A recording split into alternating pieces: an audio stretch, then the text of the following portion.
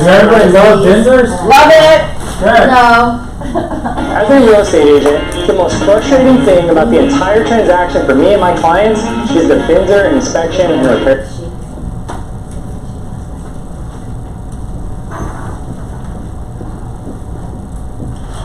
We're gonna watch you on TV.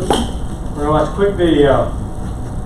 As a real estate agent, the most frustrating thing about the entire transaction for me and my clients is the BINSR inspection and repair process. I decided we were going to change that. Integrity BINSR Repair was built to serve realtors and their clients through the BINSR process. Go to the website, upload your BINSR and your home inspection, and we will get you a detailed line item estimate within 24 hours.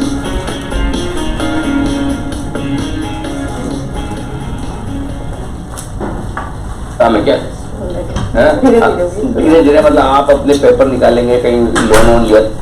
And if we don't speak Spanish? I don't know what that is.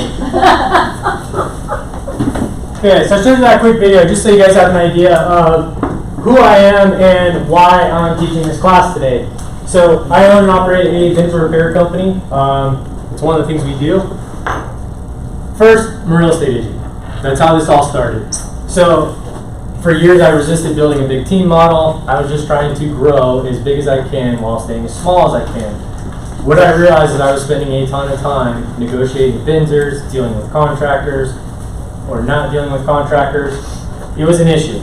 So we created a solution inside of my company how to better handle this for my clients. That solution was figure out a way to bid jobs based on an inspection and do it fast and for free. And then find guys that can do the work that we can trust and schedule quickly. We did that. We solved that for myself and my team. And then we rolled it out to realtors.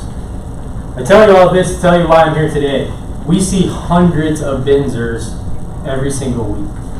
We represent every iBuyer that exists in the state. Say what you want about them. Point is, I would say at this point, you could make the argument that we are the BINSR experts. We see more than anyone. We see them from across the board. We see them from every single team, from every different agent, from a $20 million production agent to a $2 million producing agent. We've learned to do things. So that's what we're going to teach you guys today. Guys, I'm going to go through this pretty quick. It's a small group.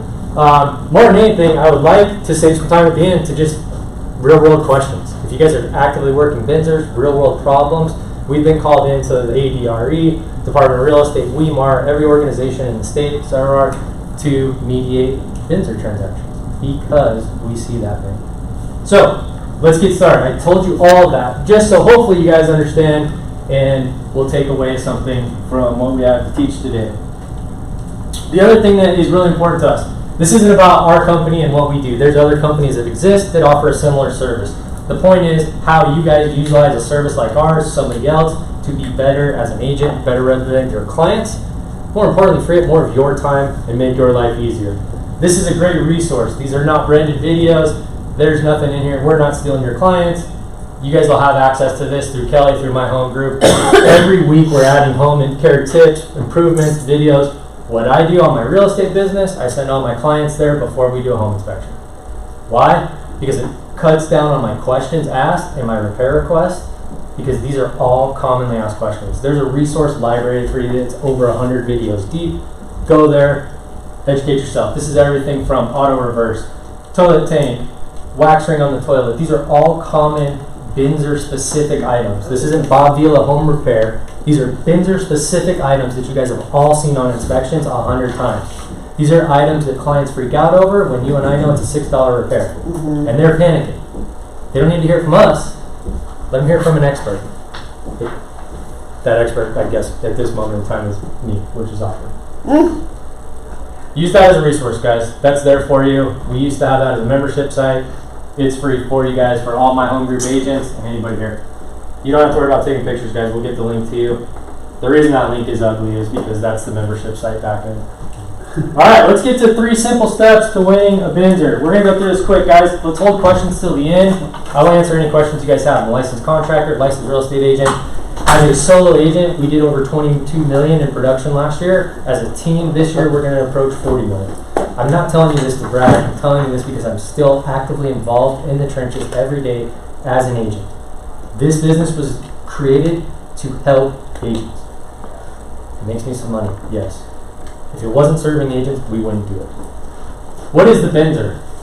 Most of you probably know what this is. All of us have probably seen at some point a document come in. Please see attached BINSR, and it's BINSR. BIN. Apparently he wants repairs. I don't know who BIN is. Most important thing, guys, there's too many blank lines. This is why this is all I screenshotted here of what the BINSR looks like. I am a realtor, so I'll say this to you guys. You give a real estate agent blank lines on a contract, we get way creative and we get ourselves in trouble. Every time. Every time we see mediation or disputes and you ask any broker, it always comes down to the blank space where somebody wrote something in. This is always where problems are created, is in the blank space. That's our goal today, is to show you how to better utilize the blank space. This is pretty simple. 3 steps for winning BINSR. Use accurate verbiage, be specific, keep it simple. Accurate verbiage. Repair and replace. Those are great words to use. We've seen a ton of BINSRs. We've talked to a lot of contractors. We've talked to a lot of brokers. We've talked to a lot of attorneys. Every one of them will tell you those 2 words, repair, replace. Anything outside of that, you're open to litigation. It's very subjective. Not great verbiage to use. How often do we see this? I've been guilty of this. Some of you are probably guilty of this. You may have wrote a BINSR today and used one of these words, and I'm going to show you why these are not the best words to use. Fix, remedy, inspect, investigate, damage, non-functioning, check, correct. These are words inspectors use. Yeah. Why? Cover their ass. Don't do that. That's not what your job is to do to represent your client. It's not to cover your ass. It's to represent the client. That's why they use those words.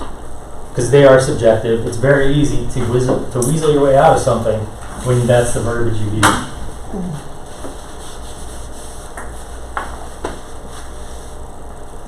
This seems like very common sense, right? We're all smart people. We passed a real estate exam to get licensed. We're in this room today. We got ourselves here. We shouldn't need to give the definition of these. I can tell you when things go to mediation over BINSR disputes, every time this is what it comes down to. Right here, these 2 things. They literally will pull out the dictionary and ask the agent who's disputing and say, is your definition of replace, remove old, and replace with new? The agent will then say yes, and they'll say, do we still have a problem? That's it. Where this comes up, guys, real world for us. Repair frozen angle stop at kitchen sink. This is the #1 dispute over repair versus replace. Here's why. People will write repair frozen angle stop. If an inspector grabs an angle stop and he touches it and it has resistance, he stops. Is it frozen? Maybe. Maybe it's just a little stuck. Homeowner gets under there, grabs it, turns it, angle stop works. Has it been repaired? It absolutely has. Was the buyer's expectation it was going to be replaced with a shiny new quarter turn angle stop? If it was, you better have broken place. This is why this is important. As a buyer's agent, you guys pay for these. When there's disputes over BINSR, 90% of the time comes out of the buyer's agent's pocket. So this is important. Repair cracked roof tile. This is another one we see a lot. Home inspector goes back, does a re-inspect, sees that the cracked roof tiles were sealed. Buyer says, I didn't want them sealed, I wanted them replaced. Well, that's not what you asked for, you asked for repair. Whose fault is that? Yeah, it is, guys. Like, you could easily say, hey, you're a grown adult, you were smart enough to be able to qualify for a mortgage. At some point, you probably have a job, maybe even have some kids, you own a home, you're smart enough, Mr. Seller, Mr. Homeowner, Mr. Buyer, to know the difference between repair and replace. Don't do it. We see people do it all the time, every time they lose. Anytime it goes to mediation, and if that's your response, it's not going to go well. Always take care of your client. This is super, super simple stuff, guys, and so much of the disputes come down over these 2 things. That's why, we had to define it. This is grade school, right? This is super simple. Repair, roll, roofing, and patio. This one is a really good example. I put this one on here. You see a lot of disputes over that. So these are all real-world examples. Problem with this is, as a licensed contractor, most licensed contractors will tell you you cannot repair roll roofing in a patio. So what have you asked for? Like, this is where things get gray, right? This is where now we've opened ourselves up to some risk exposure. Now we're operating on a place of trying to be a licensed contractor. You may or may not have any knowledge of home construction, and you've now asked to repair roll roofing and patio. Do you guys see why this is so important to have a resource in your corner? I've seen at least 3 disputes over this. All 3 of those, buyer agent just came out of pocket to replace roll roofing on the patio. 2 of those cases, seller would have done it had they just known that's what the buyer was asking for.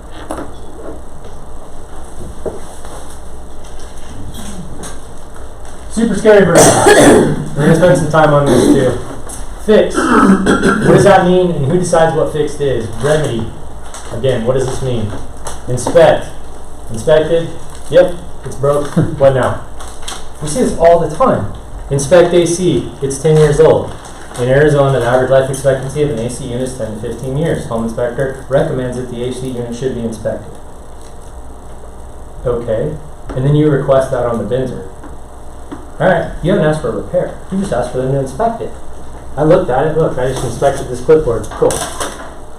Didn't ask for a repair. This happens with sprinklers, AC, water heaters. We see this all the time. Roofs. Roof looks like it's at the end of its life. It should be inspected. Okay. So if the seller agrees to that and they have it inspected and they do 0 repairs, have they fulfilled terms of BINSR? Yes. They absolutely have. Investigate, again, that one, I think that's like a carbon copy template, copy and paste on home inspection reports in their software, because every sprinkler system that you see, if there's an issue, it says investigate. Like that's just the word they use related to sprinklers. They use that related to ACs. Damage. ACs damaged. Water heaters damaged. You put that on a BINSR, that's an FYI statement. You're just notifying the seller. You have made a statement. You have not asked for a repair. Non-functioning. We see this one a ton. Non-functioning GFCIs. You'll see that written in the report. Non-functioning GFCI in kitchen. Cool. Thanks for letting us know. You haven't asked for a repair. Yeah. Check. This one comes up a lot. Water heater, ACs. As most of the time when we see these, this is stuff that has a life cycle, right? Like this is stuff that ages out. Your water heaters, your ACs, your big ticket items that it's just known they age out. So inspectors cover their ass by creating these statements of you should have the AC checked by a licensed HVAC tech. And then agents copy and paste what the inspector has said, and they've done nothing to represent their client. Do you guys see these words used a lot when you see All the BINSRs? time. Anybody ever guilty of using them? You guys are better than I was. Be specific. This is where things get a little gray. The more precise you are with repair requests, the better results you'll be. Remember to think items through and what the consequences of the action you're requesting. Here's a good example of this. Remove TV brackets. You're probably going to get exactly that. What's left when you remove the bracket? Big holes. You may want to say something along the lines of remove TV brackets, repair, patch, texture, paint to match current walls. Because I know this stuff sounds silly. I have never seen a judge, nor a mediator, nor anybody that's involved in disputes use the they should have known what I meant line. That just doesn't work, right? Like we all know what the intent is, so there's rule of law, there's intent of law. Nobody cares. But Right. you're going back to the inspection report and saying 1A, and the inspection report tells you what it is. So on your BINSR, you sit there and say remove the TV brackets and fix all holes, but you're referencing the inspection report. You're just not doing that. You don't reference the inspection report? Yep, we'll go into that as well. I think you should reference the inspection report, but I don't think you should put the responsibility on the inspector to request the repair. Meaning, if you just say, patch per section 2.3 of inspector's report, Yeah, then you're leaving it up to it's very the other subjective. agent to. I'm a really Discretion. good inspector who says stuff like that. If you have a great inspector and you can copy and paste what he's saying, yeah, I mean, do that. The problem that we see with this, and this one has come up a lot recently, I think it's somewhat been resolved within the last year. You're not seeing it as much, but it was the TV mounts. That comes up a ton. And people always say, oh, well, it's per terms of contract, there's verbiage in section da-da-da. Yeah, I get all that, right? Like, if it goes through a dispute, are you going to be right? Yeah, you're right. At what cost? 2-week delay on your client getting keys to be right? Like, nobody cares. So, little stuff like this can go a long way. Home inspection. Home inspector recommends that smoke detector be changed every 5 years. Have you guys ever seen that? Like, copy and paste line before? Okay. Like, I see that all the time. That comes through on inspection reports, that comes through on BINSRs. So a lot of times that's now copy and pasted to a BINSR. Has there been a repair requested?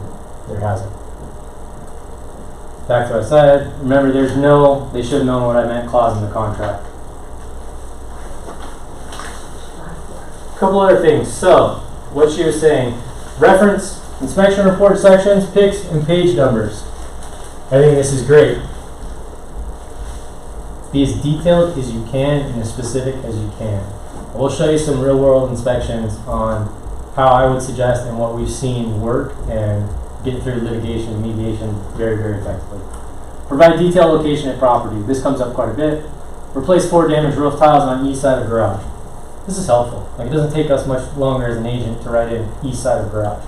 Replace frozen angle stop at master bathroom sink, master bedroom sink hot side. Again, I don't expect everybody to be a contractor or have construction knowledge, but maybe we owe that to our clients to educate ourselves a little bit. There's a hot and cold side at every sink. You have 2 valves at every sink. Make sure you're clear on which one you want replaced, because the home inspector will be when he does his re-inspect. And if they replace the wrong one because you asked for the wrong one, it's going to cost you money. Replace GFCI outlet on west wall and garage. This happens all the time. We see replace GFCI outlet in garage. Some garages have 3, 4. Which one? I put this on here because I think a lot of real estate agents, well, I know they are because we see it. I think we use big words and longer sentences to maybe try to sound smart. Maybe I'm the only one that's seen that or done that, but it happens. I'll show you why that's a problem in a minute.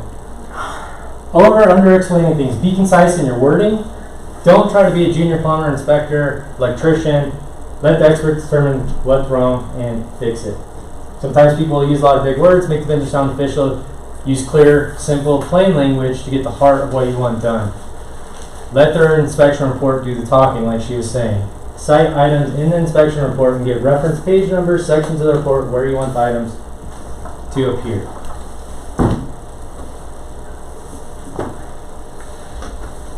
So take a look at this.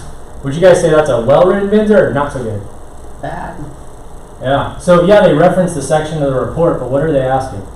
You have no idea by that. So they're asking plumbing. So now they're asking both a buyer's agent, a contractor, maybe 2, maybe more than 1 contractor, a seller, a home inspector to now interpret plumbing 4.3, 4.4. This was not an inexperienced agent. This was not a cheap ass.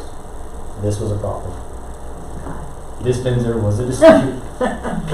Was it cut? Who's the guy? I won't go there, but your rightness thing is 100% correct. We love when we see women that write BINSR. Yeah, women talk too much, you know.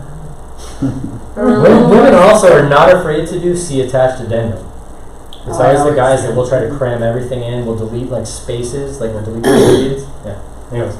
Seller correct following items per attached inspection report by affordable inspections. So some of that's great, right? Like that first sentence, but at least we know we're referencing an affordable inspection report. There's no real expectation of a repair is. So now what you've done is you made this very subjective. Buyer elects to provide seller an opportunity to correct the items disapproved. I have a huge problem with the way the BINSR is worded right there. That shouldn't even be a box we can check. Any contractor will tell you what does correct mean. You can have 7 licensed contractors look at the same project and they will all say that there's something wrong and all 7 are correct. What does this mean? Like, this is terrible. This is a terrible document. And it gives us way too much blank space. Have you guys ever seen what this looks like in other states? Yes. What state? California? Yes. What's it look like in California? It's only like this It's like big. this big. You check some boxes, you write a dollar amount for a credit, like they spell out the verbiage. If you're asking for repairs, do this. If you're asking for a credit, do this. But Arizona, we get Arizona like hates to ask for dollar amounts. Yeah. So if you have a really picky buyer, California then don't loves ask credits. them. Yeah, don't ask them to fix it. Ask them, this is For what credits. you want prepared. This is what it's going to cost. Write me a check. We're going to go over a couple more of these. Because the biggest thing I wanted to point out on this one, like I said, this was not an inexperienced agent. This agent produces a lot. Who's the guy? This was a dispute though for that agent. Yeah, but This nobody does cost that the that way. agent money. That's awful. And time. I This is I a would send person it that back I and know say, what their what do you time wanna is do? worth. Shouldn't have been done this way. Like this could have saved a lot of time and money. So this is one that we all dread when we see, right? As a seller's agent, and you see the BINSR comes in, see attached addendum A, and you're like, oh, here we go. Lace up the gloves.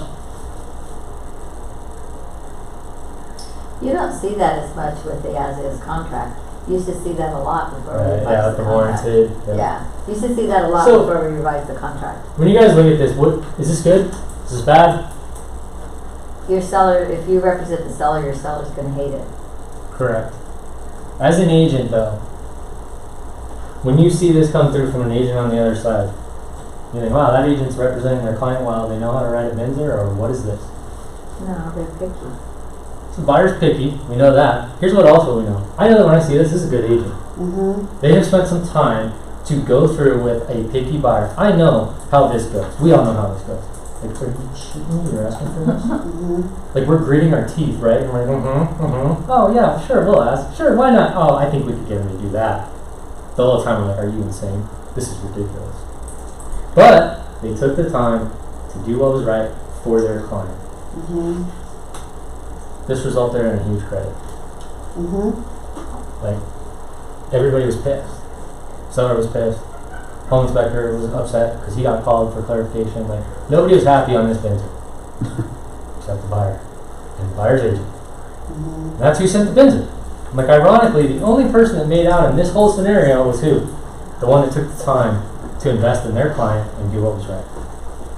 Yeah, they asked for a laundry list, but they did it well. Mm-hmm. My advice on this, and where I see problems created, a lot of the mentality that we see, and we actually will hear agents tell us this. I didn't want to ask for more or be more detailed because it was spilled into a different document and attachment. I get it. If you have not prepped your seller, that you may see a repair request and it may or may not be good, then it's hard when you say, oh, see attached repair request and it's 2 pages long. I think we've got to do a better job as listing agents too to prep ourselves. Mm-hmm. This is how this should be done every time. That is a million times better than that. Mm-hmm. You know what's interesting? This one had less repairs. The totality of the repairs and the cost was about 50% less on this one than when you actually went through the inspection and broke everything down. Because section 4.3 was section 4.3 1 through 19. Mm-hmm. 4.4 was 1 through 8. The seller accepted this, thinking they were getting off because it didn't look like much. So then the question becomes, I told you this was an experienced buyer's agent. Was that by design? Maybe, I don't know. Is it right? I don't think it is. But the seller accepted this. I don't know. I mean, were you trying to pull the wool? Like, get them to accept it and then we'll beat them up at reinspection? So that's exactly what happened. Seller accepted, they did a few of the things. I actually believe in this scenario the seller did the best they could based on the knowledge that they were presented with on what the buyer's expectation of repair were. I think the buyer and agent were savvy enough. I think they knew very well what their intention was. You're 2 days from closing, seller's contingent, and now you have a home inspector that says that the reinspection was a disaster. It's pretty easy to get a seller to pony up some money at that point, right? Mm. Most of the time when we see reinspection, excuse me, issues in negotiation, it's money. That's all it is. There's a lot of people out there that know that they can get a price reduction or a credit 2 days from closing by throwing a fit. Money solves most problems.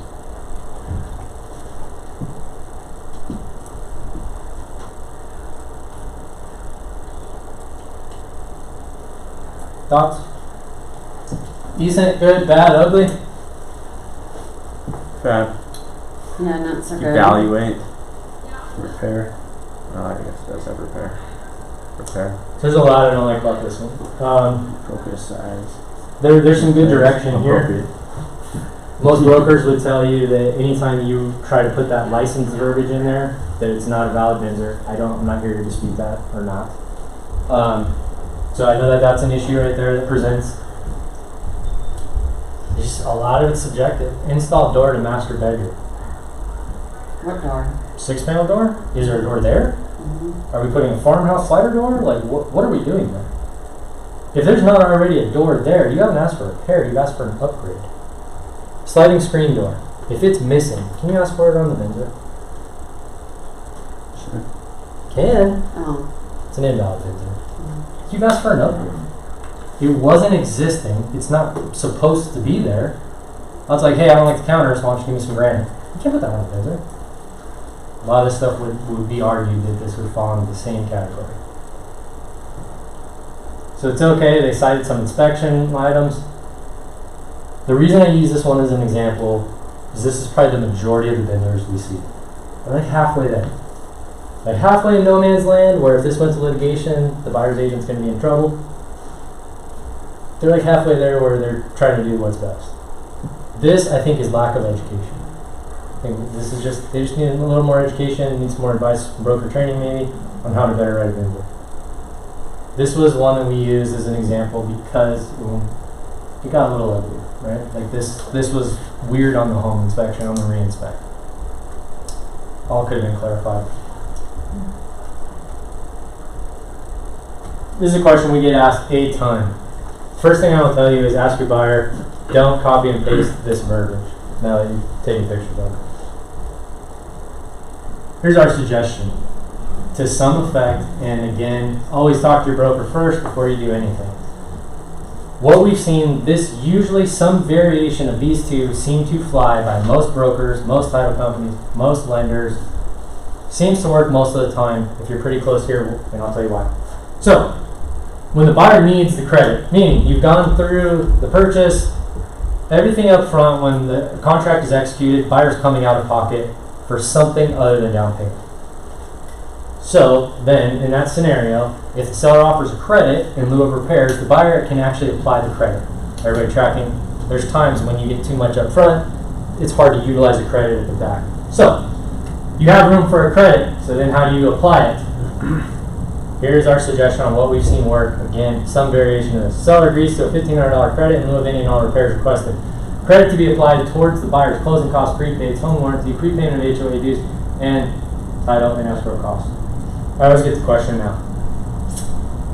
Can you say that on a BINSR? My broker said that I can't negotiate a credit on a BINSR. I'm not going to advise on this. I can just tell you what we see done all the time. Whether you should, can't do it, I can tell you what I can see happening, and it's flying through constantly. So if you're not supposed to do it, somebody should shut us down, because the majority of people, this is exactly what they're doing. Hold your question for 1 second if you can. When you have enough seller concessions, so you go in up front, you've got 3% for your buyer up front. Lender says they don't need any more funds. They have the best home warranty you can buy. You've prepaid HOA. You've done everything you can to utilize seller credit. But now the seller wants to credit more money instead of repairs. How do you apply this credit? This is a suggestion that we have. Seller agrees to a $1,500 credit in lieu of any and all repairs requested to be paid to a contractor of buyer's choice on the closing statement at close of escrow. Why do we do it this way? Lender doesn't see the BINSR. Lender doesn't care that there's a repair credit. Lender doesn't know. On the seller side of the HUD, it's a line item paid to a contractor. So once again, lender's none the wiser. They don't care. Does this make sense? What we see people do all the time, they'll do an addendum, $1,500 credit in lieu of repairs. Lenders need to see an addendum. And then the underwriter says, what repairs? There's repairs? Let me see the home inspection. And then you get a loan denial and you blow the deal. Because you put the wrong verbiage on the wrong document. Guys, I don't know if you're supposed to negotiate credits on BINSR or not. I'm not going to dispute that. I can just tell you what's happening. It's being done every single day, all the time. So if we're not supposed to do it, somebody at the Department of Real Estate must not care all that much because it's getting done like crazy. It's like getting fined. I keep hearing that. I'm not sure who they are, but I've heard that. So talk to your broker before you guys do any of this. There's a way to negotiate a credit. Point is, just be very conscious when you're negotiating credits for repairs that the lender is not aware that you are getting a credit in lieu of repairs. Anytime an underwriter sees repairs, that's like sending a home inspection to an underwriter. Don't do it. Just don't do it. If you have any document that says repairs on it, you need to really think about it before you let a lender see it. This is why addendum A is helpful. I've heard brokers advise on this. Number all of your other addendums. Anything related to a BINSR is addendum A, B, C, D. You have numerical order. The lender sees where's addendum 3. I have addendum 1, 2, and 4. Where's addendum 3? Addendum 3 is always the one that was withheld by design because it mentioned repairs. You see this all the time. Has anybody ever been there? They try to do a credit into a repairs? Had an issue with that? No? Good. Common question we're asked as well. As the contractor, we get asked this, which I find kind of odd. But should I do a reinspection? I don't have an answer to this question. Seller provided me an invoice for repairs. Should I still have a reinspection done? Repairs were done by a licensed contractor. Should I still have a reinspection done? Some variation of those two questions we're asking constantly. Our answer is this. If you and your buyer cannot or are not comfortable verifying repairs yourself, then absolutely get a reinspection. Something to consider, however, with reinspection. Who is more qualified to know if the repairs are done correctly? The inspector or the contractor performing the work?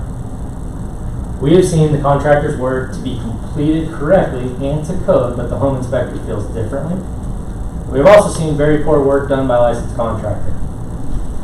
This is another massive problem, in my opinion, on how things are done in Arizona regarding the BINSR, home inspection, this process.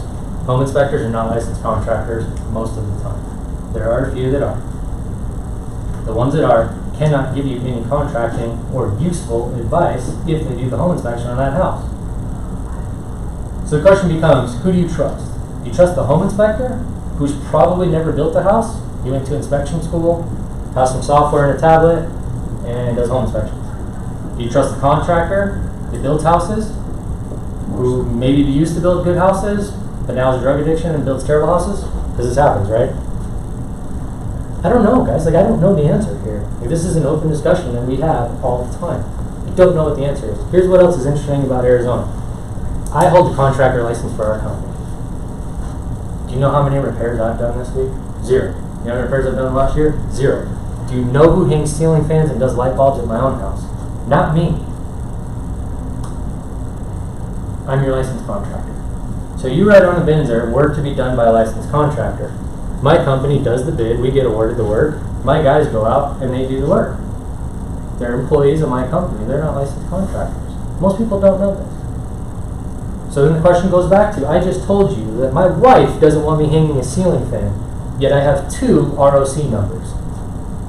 Do you want me doing the work? Maybe, I don't know. I'd probably do a good job. Maybe I wouldn't. Maybe I don't know what I'm doing. I don't know.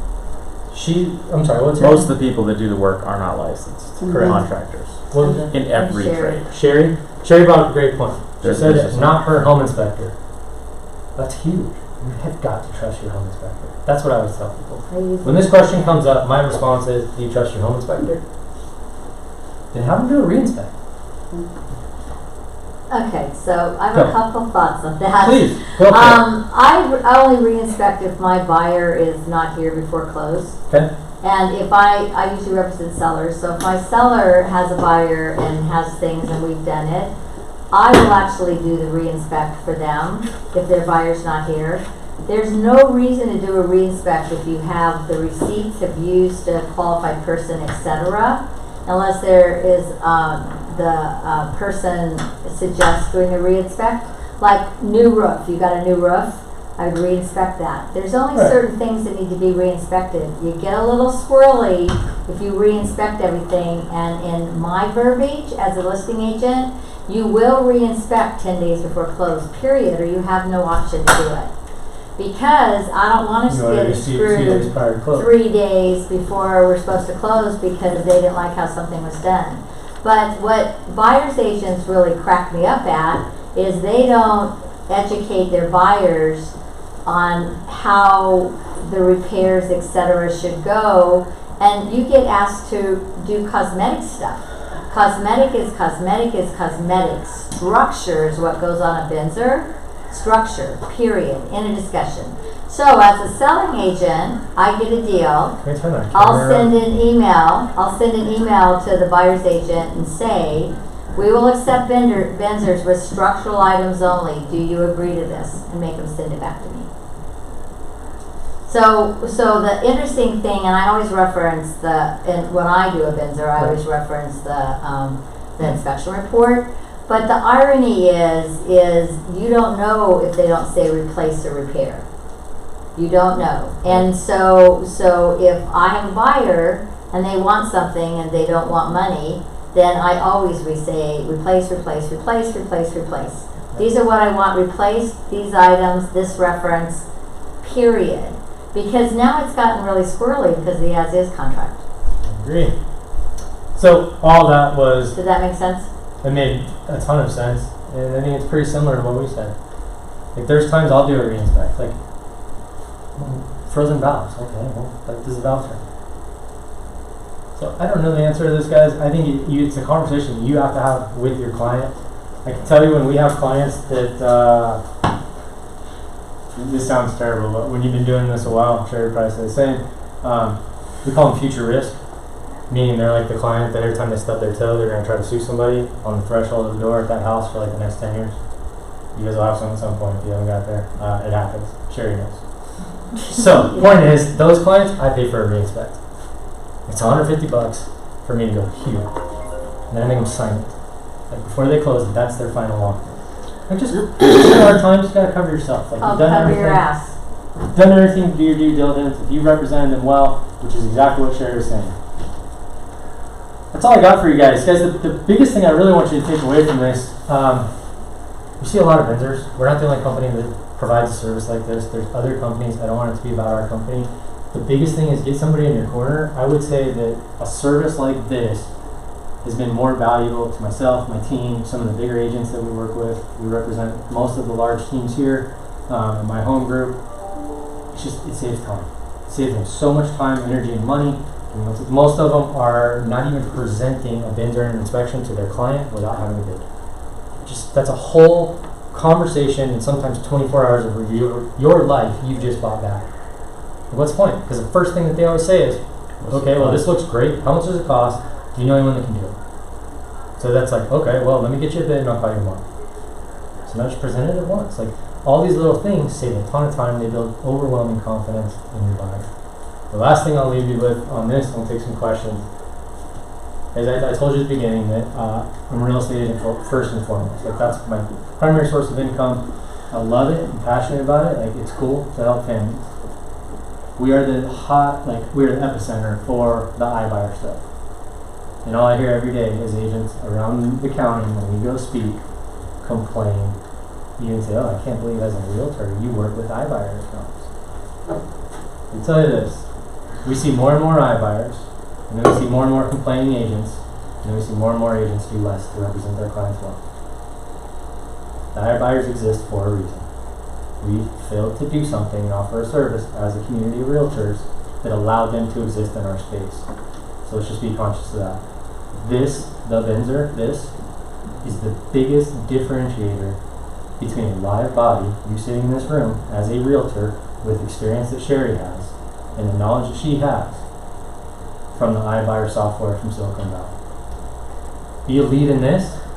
Be elite in this, because this is now the most stressful piece of the real estate transaction.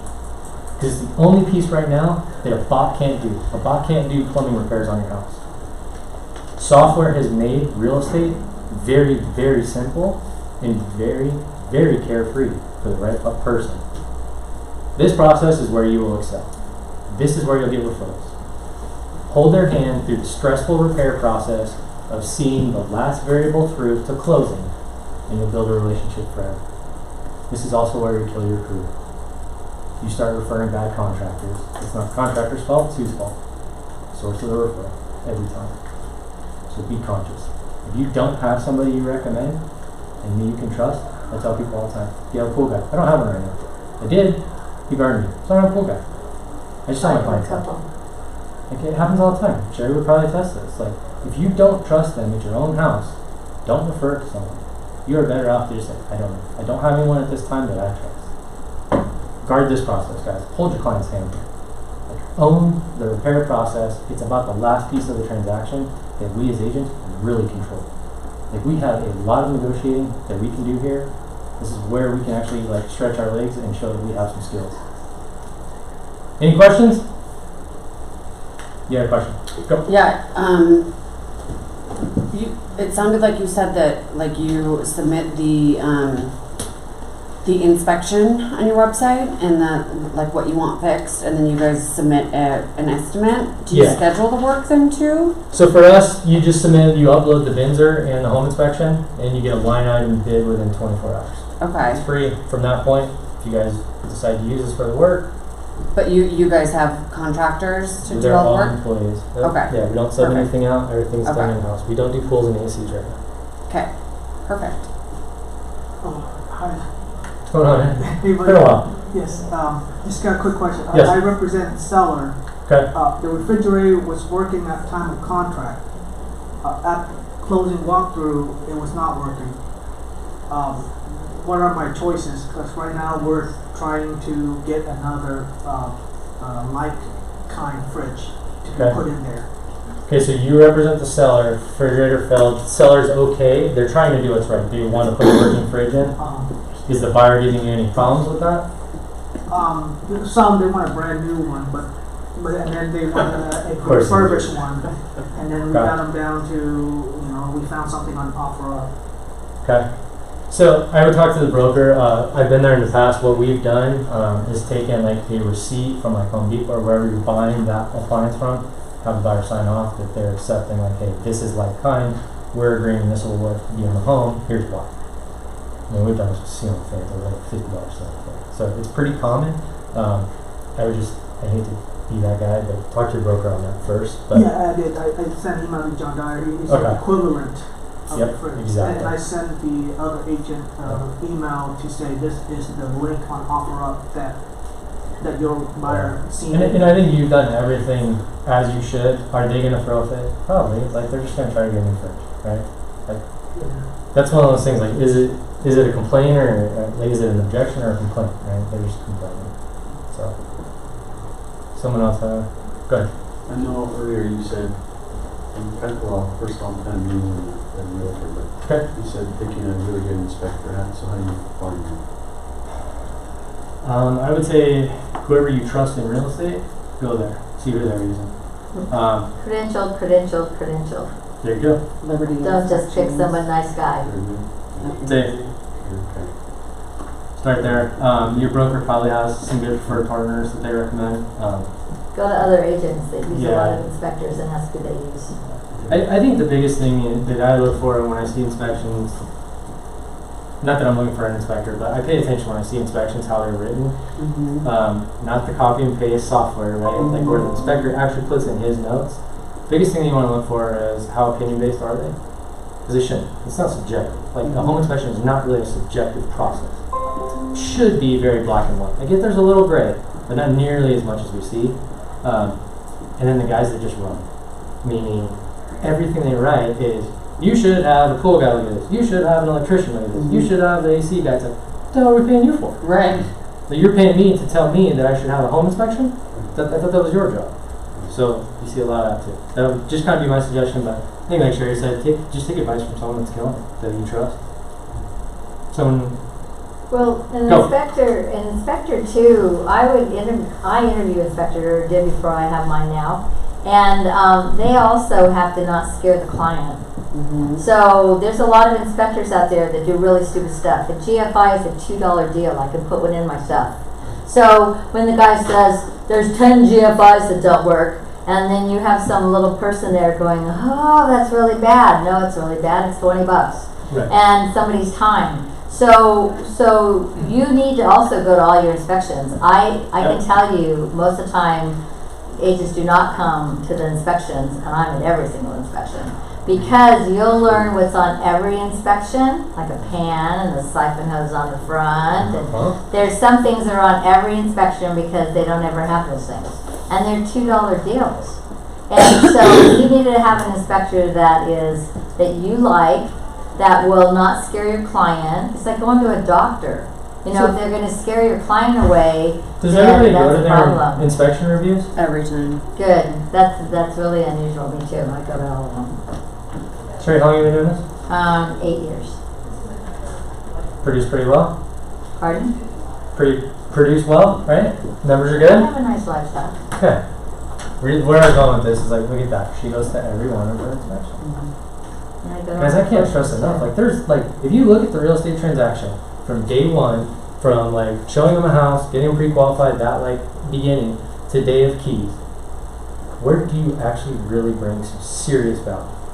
Like, just be honest about yourself. Closing. If they don't need us to find a house, they really don't even need us to submit the offer anymore. You could argue that we negotiate. I mean, right, like the art of the deal. Like, we're not Donald Trump. Maybe some of us are, but even then, like, what is the real net effect on that client's purchase? Probably not a ton. Where do you make the biggest impact? I would argue it's in this repair process. Is there anything else I can do to help you guys? Have you ever had, I'll Go. ask everyone in the room, have you ever had a inspection where the house was perfect, nothing was wrong? No. I mean, the reason I ask is, in there sometimes maybe they're looking for something. They have to justify their job or their purpose. Yeah. So, I think where you're kind of going with that, I would say it just depends on how you prep your client more than anything, right? Like, you got to prep your client. This is verbiage that I use in a wire consults and with sellers too. If you have a great inspection, you have a bad inspector. There's just cross the board. It's true. Like, if you have a brand new home and that inspector doesn't find anything, it was just a bad inspector. There's no such thing.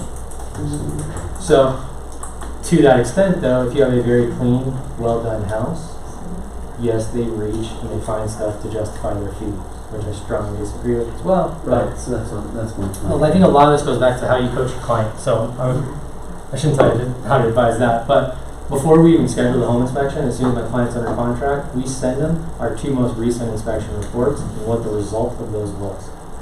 Meaning, here's the inspection report, here's what the buyer asked for, here's what the buyer got. It just sets expectations. This isn't me telling you, you're being ridiculous, Mr. Buyer, stop asking for so much. This is now the real world telling you, hey, this was John and Susie Smith from last week, this was their experience. This was Bob and Sally from 2 weeks ago, this was their experience. What do you want to do here? Usually that solves a ton of problems. Yeah, and you know, like when you're like at a seller consultation and you're walking through the house as well, you're kind of taking notice of things, asking big questions like, hey, this is a 20-year-old house. Have you ever done anything with the roof? Okay, well, be prepared. You know, deferred maintenance is probably going to come up, and it's guaranteed it's going to come up just on the inspection report because of age and its tile roof, and based on the size of the house and the condition, you know, expect 5,000. You know, don't be alarmed by someone asking for $5,000. I prep people for 1%. When we run numbers, just looking at like what we actually see, it's quite a bit less than that. I'd say Arizona averages somewhere right around 0.5 to 0.75% is what we see actually being done. So it's kind of a good rule of thumb for you guys to maybe know. Like, if you prep a seller at the time of listing, like, hey, we're likely to see a 1% repair request, whether it's a credit that we have to offer or that's what you're going to spend for repairs. It's kind of what the market standard is, and that's really close. So much of like what she's saying is just how you frame the conversation from day one. Like she said, if they get there and they're like, oh, it has termites, and they assume like a big top circus tent and fumigating the neighborhood, you're in trouble. Like, that's hard to overcome. They're walking. But when you've told them, like, hey, as cheesy as this sounds, there's 2 types of houses in Arizona, one that has termites and one that will. This is what I tell everybody. That's so funny. It's so cheesy. But so I just tell them, hey, this is really cheesy, but it's the easiest way to make you understand it. We don't tempt. But what now if the inspector's like, hey, you got termites? What do most people think when they hear termites? They're not from Arizona. Gonna fall down. They think of all these movies where they saw flying like bugs that are attacking and eating everything, and they have to tent the house and fumigate. Well, there's different kind of termites too. Right. But if they don't know that and they haven't been prepped, then these are huge problems. GFCI outlet. People hear fire hazard because that's what most inspectors write. GFCI outlet didn't trip, or it's within 6 feet of a water location. If they always put that version of fire hazard.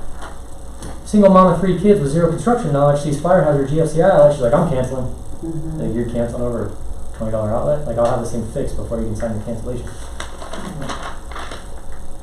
I think you had a question. I'm sorry for being late. I had a seller get upset at me because I said I think you may have termites, and because I asked him, have you had termites? And he said, no, I can see a track that was wiped. Yeah. And I'm like, okay. I said, if they don't want to disclose it on the spot, then I'll be like, okay, like I can't force people. So then when we got under contract, of course the termites came, which I kind of 90% I was sure we would, and Yeah. then they got upset. And I said, well, you have to do the treatment, it's not the end of the world. She's like, well, I've never seen them before. And I'm like, okay, so the seller's like really lying to me.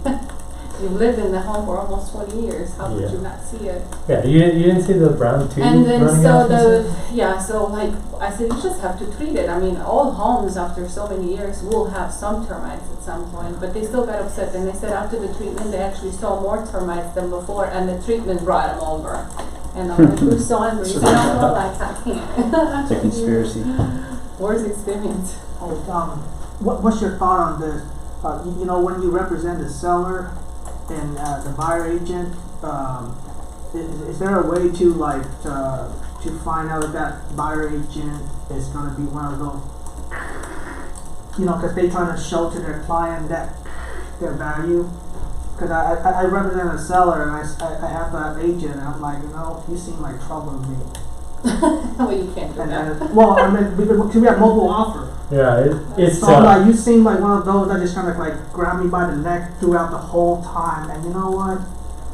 Yeah, do you want to know I mean, how to what's your avoid thought on that? something like that? Do you Like, want to know, know yeah, how to multiple avoid that? you got multiple Well, offers. I would say you need to explain When you your look at what concerns to they yourself. closed the last and call that agent just and tell ask how their Yeah, experience like, was. when you talk to them and then they And you seem know, to you like know. want to like, You can't ask the client. you know, Yeah, like it's not gonna just like hurt you, but it's gonna hurt your client as well because they're gonna drag you through that whole process. So I don't know if this is So right we or pick a wrong, but I different can tell you what agent. I would do. I would just tell my client, we've actually turned down higher offers, Yeah, because I just told them like, hey, I worked with this agent in the past, it didn't go well. trouble. Yeah. So I'm telling you so that I'm releasing myself from any Exactly. liability from it. Like, I've done what I need to do. I've told you, hey, I'm not saying we're gonna have problems, but last time it was not smooth. Yeah. It's our best offer.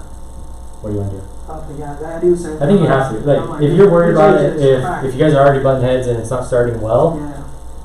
Yeah, that's there's a okay. weird mentality right now too, where I think a lot of agents feel like they have to win, like we're at Yeah, war with each other. exactly, which is because they're just trying to show wrong. their value, and I'm like, My win is a cash commission check. I mean, it's Right. is I it got no ego in this. I'm trying to get I paid. gotcha. Okay. would it be ethical? I mean, I've done it a couple of times. I don't look at for that, but like when I have a weird feeling that there's more than one offer, is it ethical to, let's say, call the last agent? They had you can look what was closed, okay, and you can call the last agent and say, hey, what was your experience with so and so? You don't have to say anything else.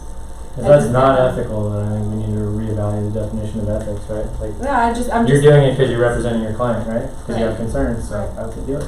Yeah. okay. Well, we're not supposed to speak badly about other agents, Right. but People do it all the time. You're not supposed to slander other agents. Yeah, no, don't Yeah. slam it, but you But can. I guess you could truth is ask. truth. How did this go?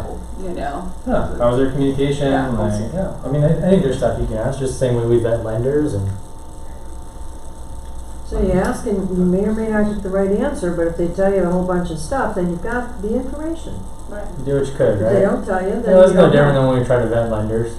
Like, oh, does buyer have desktop underwriting approval? Of course the lender's like, oh yeah, they're super solid. Oh yeah, Yeah. they're great. Meanwhile, they're like trying to get a credit rescore because they got a 480 FICO because they bought a car yesterday. Like, they're gonna say what you want to hear. So Right. I think you just have to present what you feel to your client with clients. Just tell them, like, hey, I'm worried about this. I don't really want to work with this person. What do you want to do? Yeah, that's what we did. Like, they're gonna give you a hard time as the seller. You want to go through a hard time? Some do. Some do. You're in sales. You're gonna have Any other hard vendor time. questions, guys? Anything else I can help on? I'm submitting one on your website right now. Cool. It's integritybinsrepair.com. Got it, thank you. There's resources on there, guys. There should be some links to the home care tip page on that site as well. So that's how you can find us if you guys need anything. Can I have your card? Do you do the work If I yourself? have one, yeah. I don't, no. So Can we I give you one of we my have cards? employees, and we have full staff. All of our guys are in-house. We don't sub anything out. Company vehicles, uniforms. We do, we run this like an old school company. They're presented well. I'm gonna give you my card. I don't like a card share. I'll yeah. remember you. Because, well, I'd like you to write a BINSR class with me. I'm a CE instructor, Okay. and I'm in the process of doing a BINSR class. So, So, I would love to talk to you about it. I've been told Yeah. that I can't get CE approval because of the contractor license, the real estate license. You can't, the but I loan can. officer license. We'll talk about it. Yeah, Let me have your that's card. what I want. So, yeah, I was just so, kidding. I don't even have any cards. I didn't even bring the flyer So or there. anything. Cool. like the Alright, card. guys. Guys, you guys need anything, or if you're having real world troubles, we make our contractors available too. If you guys just like have a question, I mean, the other day we had an agent text a picture to one of our foremen just to say, hey, does this look right? Like, he just had a question. So, Can you travel without cards? We're supposed to just find you. so it's just fine. Guess what? You make it too hard for us, dear. It's integritybinsrepair.com. If I give you a card, you'll be calling me asking questions. Just a quick question Yes. about BINSR. So you say Oh, you the forgot BINSR that. section is good for value for the buyer. What about for the seller side? What is their value during that process? Is it also BINSR? I think it's the same thing. I mean, as a seller, you're there, you need to help guide them through that process. So it's probably more emotional for a buyer. I shouldn't say it's more emotional. It's more emotional for a buyer because it's a make or break on house I want. For a seller, it's dollars, right?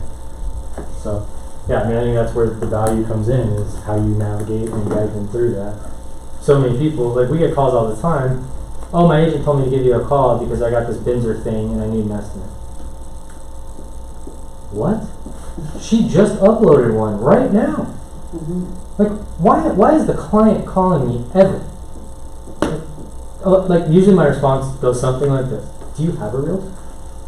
And I'm like, oh yeah. I'm like, okay, that's interesting. What are they doing right now? Isn't that part of their job description? That's odd to me. So that's why I say just own that process. Like, take control of that. Help your client. They shouldn't be finding contractors. They shouldn't be finding bids. You were hired to help them either buy or sell a house. That's a requirement to get that job done. Yeah. That's how we feel about it. And even after the house closes, like I'm always there, you know, I let them know I'm always their first line of contact. If something happens and you have no idea where to go, come to The me. easiest way to maintain a referral base long term, been doing this a while, call your client and say, hey, I have a great new landscaper. He works in your neighborhood. If you ever need him, here's his number.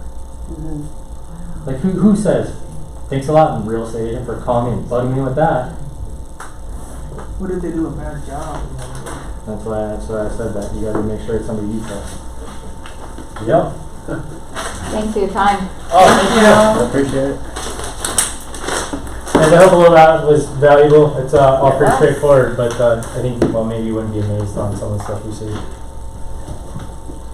Does that all? So what do you do? Does that apply to new house too?